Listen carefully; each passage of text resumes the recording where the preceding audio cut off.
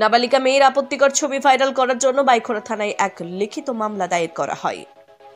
ঘটনার বিবরণে জানা যায়, সাব্রুম মহকুমার মনবলকুল এলাকার যুবক কৌশিক পাল শান্তির বাজার মহকুমার বাইখোরা থানার অধীনে এক নাবালিকার আপত্তিকর ভিডিও সামাজিক মাধ্যমে ভাইরাল করে বলে অভিযোগ।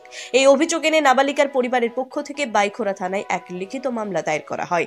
অভিযোগ হাতে পেয়ে বাইখোরা থানায় 2025-এর 6 নম্বর কেসে লিপিবদ্ধ করে সেকশন 67B অফ আইটি এক under section 14(1) of POCSO act 2012 এই ধারায় মামলা গ্রহণ করল বাইখোরা থানার পুলিশ।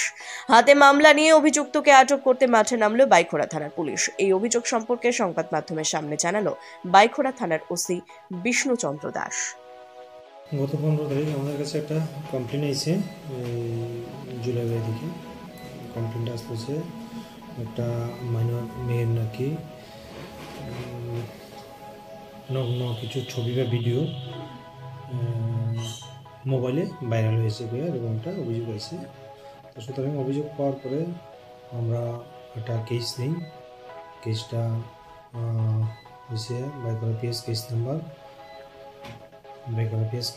6/2025। আমরা কেস নিয়ে একটা তদন্ত শুরু করি। স্যার, যার বিরুদ্ধে কেস করা হয়েছে তার নাম? তার বাড়ি সম্ভবত সাব্রুমে, নাম কৌশিক পাল, সাব্রুম সাব ডিভিশনের বাড়ি কৌশিক পাল। বয়স? আমি এখনো তার পুরো ডিটেলস পাইনি, আমরা তদন্ত করছি। তাকে কি অ্যারেস্ট করা হয়েছে? না, এখন আমরা অ্যারেস্ট করতে পারিনি, তদন্ত চলছে।